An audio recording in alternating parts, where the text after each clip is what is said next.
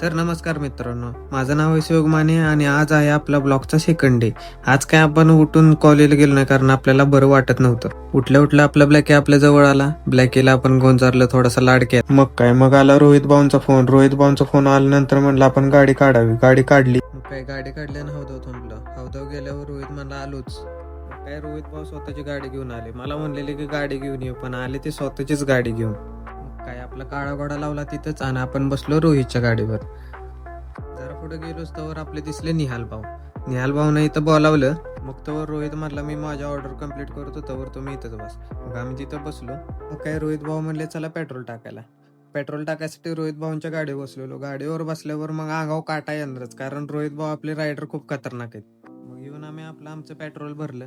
Petrol भरल्यानंतर मग आपण गेलो शेवड्या अण्णांना आणायला. शेवड्या अण्णांचं प्लॅनिंग होतं की जायचं महादरला, त्यामुळे ते आले गडबडीत पळत. मग आम्ही निघालो महादर तळ्याच्या रस्त्याला जाताना तळ दिसतंय तरी पण आपल्या रायडरची काही गाडी थांबना. मग रायडरला आपल्या गाडी थांबवायला लावली. मग रोहित भाऊ म्हणले आपल्याला काय बाहेर न बघायचं नाही, आपल्याला आत जाऊन बघायचं. म्हणलो आम्ही चाललो आत. मग आम्ही आत गेलो. आत गेल्यानंतर तळ बघतोय तर एकदम खतरनाक दिसत होतं.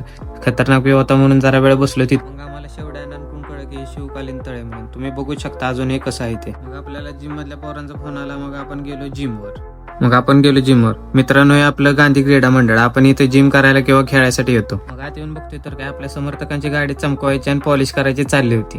आता म्हणले काय क्वालिटीचा विषय, सगळं काम करणार ते एकदम क्वालिटी.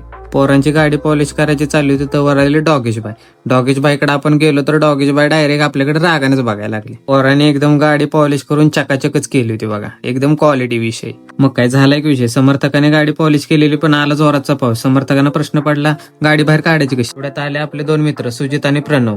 मग आपल्या लाडभावांना गावलं एक सुरवंट घेऊन गेले सुजित जवळ. सुजितच्या अंगावर टाकणार तर सुजित गेला पळून.